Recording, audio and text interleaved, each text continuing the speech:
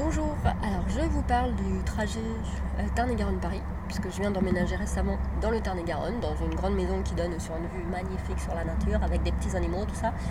Et je remonte à Paris pour le travail, pour un séminaire précisément qui a lieu demain après-midi de Franck Nicolas, et pour des rendez-vous divers et variés professionnels. Ça va être ma nouvelle vie, en fait, faire des allers-retours entre le Tarn-et-Garonne et Paris. Je vous en parlerai dans une autre vidéo. Parce qu'aujourd'hui, ce dont je veux vous parler, c'est des carnets de bord. Donc depuis que j'ai 7 ans, j'utilise quotidiennement des carnets de bord. Avant, c'était pour marquer un peu mes états d'âme d'enfant, d'adolescent. Et maintenant, c'est plus trop moins... Enfin si, il y a encore un petit peu de ça quand même, mais c'est surtout au niveau boulot. Ça me permet de noter mes idées de produits, mes idées de services. Ça me permet de noter en effet quand même mes états d'âme de professionnel. Et puis les retours clients que je peux avoir après une séance de coaching par exemple. Je note aussi un petit peu ce qui s'est passé, ce qui s'est dit. Surtout pour moi. Après, j'ai un autre outil de suivi pour mes clients. Dans mes carnets, donc en voici un, c'est le carnet de voyage. Je note aussi mes idées d'articles. Et puis là, par exemple, j'ai noté aussi ce que j'allais partager avec vous. Et donc, dans mes carnets, je traite aussi les croyances limitantes. C'est un super outil pour ça. C'est-à-dire, dès que j'ai une croyance qui s'amène, qui se présente à moi, je la note et puis j'essaye de la dérouler jusqu'au bout et puis pour pouvoir la transformer.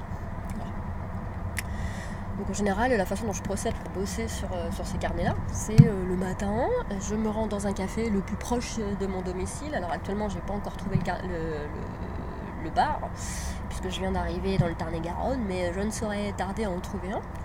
Donc je me rends dans le bar avec mon carnet et un livre de développement personnel ou de développement spirituel. Et puis je m'installe tranquillement comme tout le monde, je commande un café. Et puis là, je commence à lire et je note toutes les idées qui émergent de ma lecture. Et je fais aussi les exercices recommandés par l'auteur du livre. Voilà, parce que je suis très studieuse et très méthodo. Et si l'auteur dit de faire un truc, moi je le fais. Donc c'est comme ça, c'est recta. Et donc je note aussi dans mes carnets ce que m'inspirent les livres, d'accord. Les idées aussi de produits ou de services ou de prestations que je peux proposer à partir des bouquins ou à partir de ce qui me traverse dans la journée. Puis c'est ça, tout au fur et à mesure de la journée, je note mes idées. Alors que ce soit dans ce carnet ou dans un autre carnet qui est plus approprié aussi pour ça. Et puis par exemple le soir, chaque soir, je note les événements marquants de la journée. Voilà, tout ce qui m'a plu, ce qui m'a contrarié aussi. Puisqu'en fait, j'ai remarqué que travailler avec un carnet de bord au quotidien permettait d'évoluer quelque part, puisque je note tout ce qui me préoccupe, ça me permet de le transformer.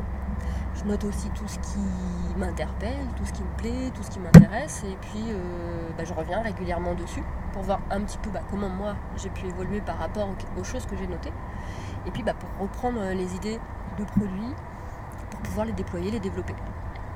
Et puis ça me permet vraiment de vider ma tête chaque jour. C'est ça la chose, parce que voilà, je suis un peu travaillomane, j'ai beaucoup d'idées à la minute.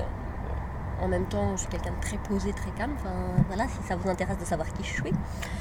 Et puis, ça m'a permis de voir en fait les carnets de bord à quel point mon quotidien, mes journées sont riches et denses. Et même quand je bouge pas en fait de chez moi, c'est riche et dense aussi. Et ça me passe beaucoup.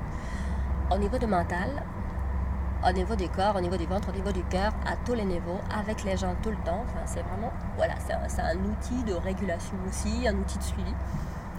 Super chouette. Et en fait, c'est un peu aussi un outil de méditation, ce qu'on peut dire de méditation active.